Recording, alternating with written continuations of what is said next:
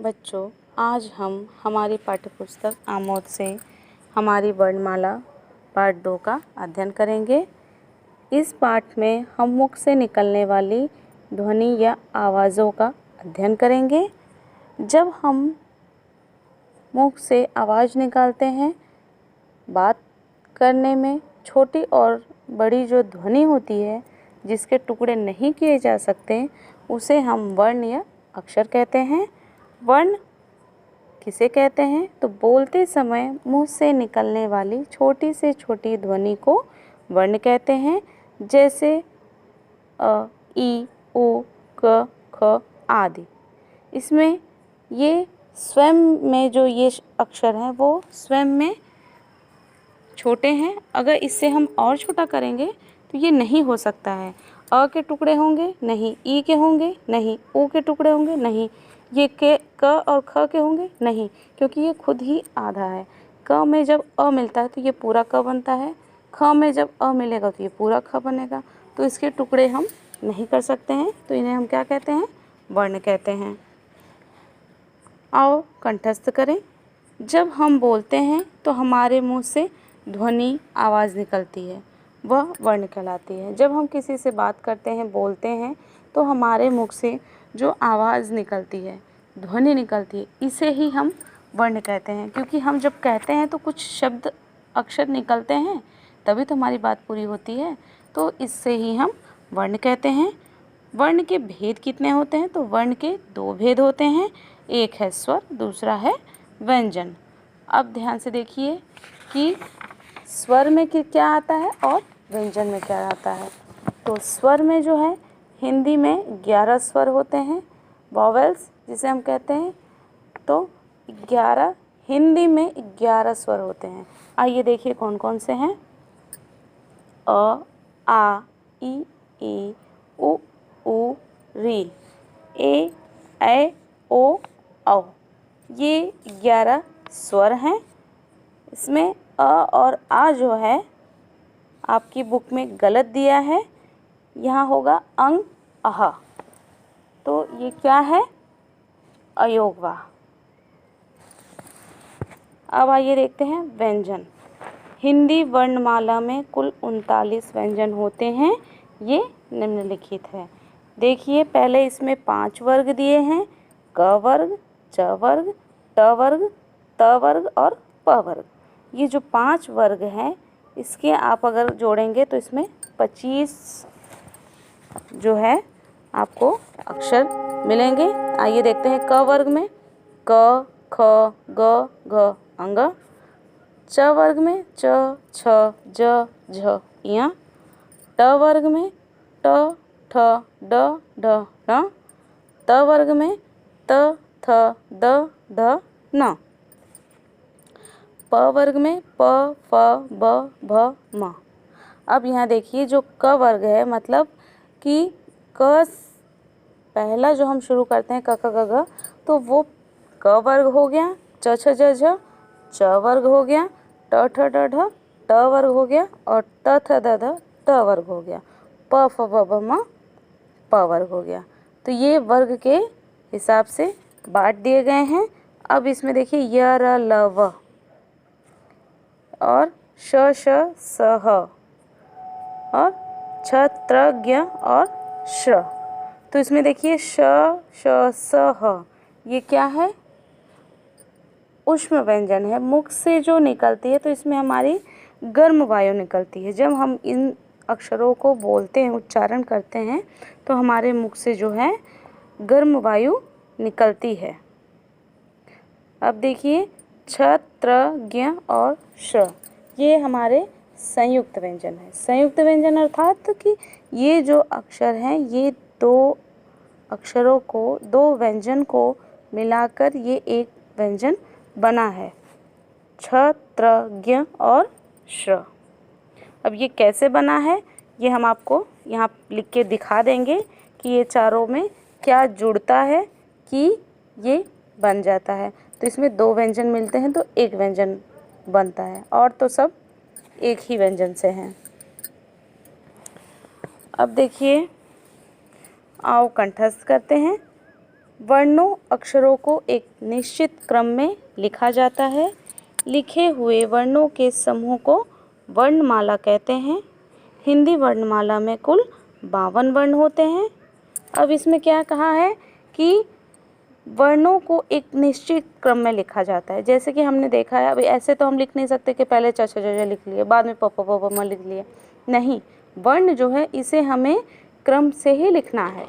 पहले हमारे स्वर आते हैं, उसके बाद व्यंजन आते हैं। व्यंजन में कौन से व्यंजन पहले आते हैं उसे हमें क्रम से लिखना है।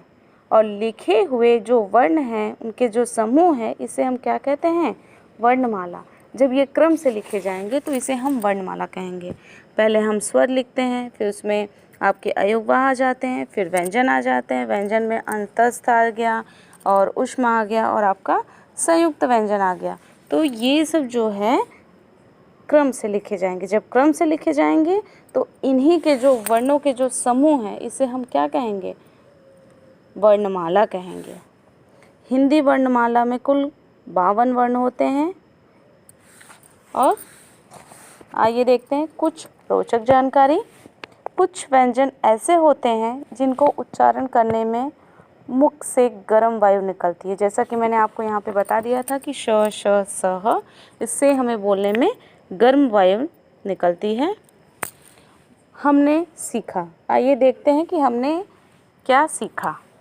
वर्ण या अक्षर भाषा की सबसे छोटी इकाई है। वर्ण या अक्षर जो है वो भाषा की सबसे छोटी इकाई है। दूसरा, हिंदी में 11 स्वर होते हैं। तीसरा, छ, त्र, ज्ञ, श्र क्या है? संयुक्त व्यंजन। चौथा, ड और ढ को अतिरिक्त व्यंजन के रूप में माना जाता है। अब इसमें हमें देखना है कि इसमें ड और ढ को अतिरिक्त व्यंजन के रूप में माना जाता है। आओ अभ्यास करें। निम्नलिखित प्रश्नों के उत्तर दीजिए। पहला है, वर्ण किसे कहते हैं? वर्ण के कितने भेद होते हैं? तो वर्ण किसे कहते हैं? अभी हमने यहाँ पढ़ा कि बोलते समय मुख से निकलने वाली छोटी से छोटी ध्वनि को वर्ण कहते हैं, जैसे अ, ई, उ, क, ख आदि। तो ये हमें लिखना है। और वर्ण के कितने भेद होते हैं? तो वर्ण के 2 भेद होते हैं, एक स्वर और दूसरा व्यंजन। दूसरा है ख, हिंदी वर्णमाला में कितने वर्ण होते हैं? तो हिंदी वर्णमाला में कुल 52 वर्ण होते हैं। ग, संयुक्त व्यंजनों की संख्या बताएं। तो संयुक्त व्यंजन जो है वो 4 होते हैं। पहला छ, दूसरा त्र, तीसरा ज्ञ और चौथा श्र। तो ये हमें क्या करना है? अपनी कॉपी में लिखना है। अब आइए देखते हैं दूसरा। दिए गए शब्दों की सहायता से रिक्त स्थानों की पूर्ति कीजिए। क, बोलते समय मुंह से निकलने वाली छोटी से छोटी ध्वनि को कहते हैं। तो क्या कहते हैं? वर्ण कहते हैं। ख, वर्णों के समूह को कहते हैं वर्णमाला। वर्णों का जो समूह होता है उसे हम क्या कहते हैं? वर्णमाला। हिंदी में कुल स्वर होते हैं। तो हिंदी में कुल कितने स्वर होते हैं? 11 स्वर होते हैं। घ, हिंदी में कुल 39 व्यंजन होते हैं। स्वर हमारे 11 होते हैं और व्यंजन 39 होते हैं। नीचे दिए गए प्रश्न 3 में देखिए, नीचे दिए गए फूल के चित्रों में जिन वर्णों का नाम छूट गया है उन्हें भरिए।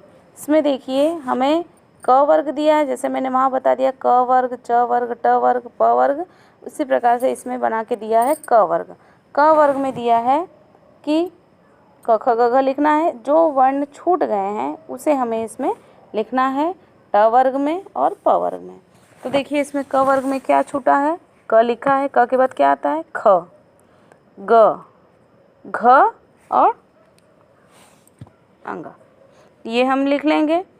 ट वर्ग में देखिए ट, थ लिखा है, ढ, ड, ढ, ण, ये छूटा है, इसे हम लिखेंगे।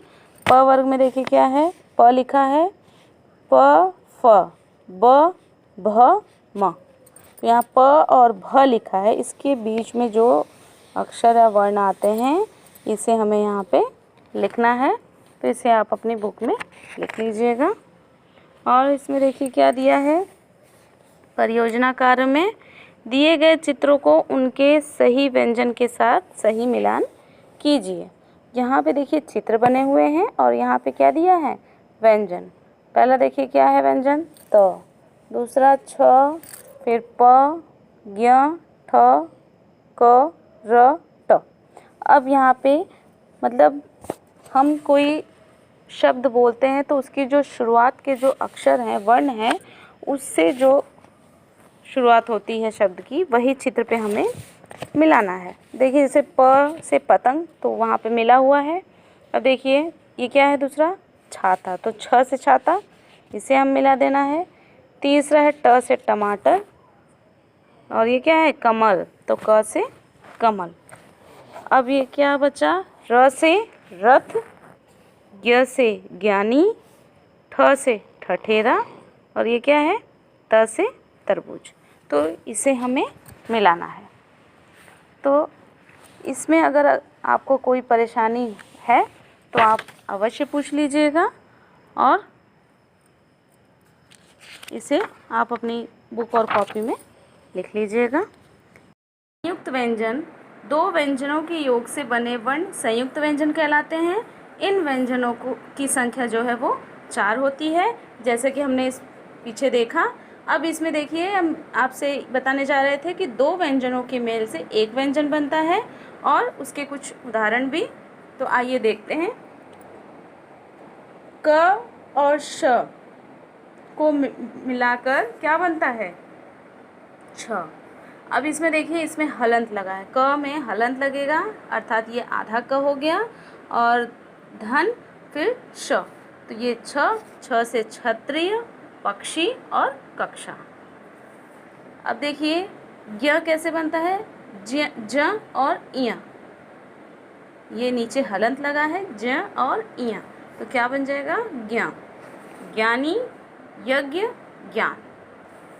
अब देखिए त्र जो है वो त और र, आधा त और र मिलकर क्या होता है, त्र से त्रिभुज, त्रिकोण, त्रिदेव। और श धन र, तो श्र से श्रम, श्रवण और परिश्रम। से बहुत सारे शब्द बन सकते हैं, ये उदाहरण स्वरूप में आपको यहाँ पे बता रहे हैं। और ये दो व्यंजन है, दो व्यंजन से एक व्यंजन बना है। धन्यवाद।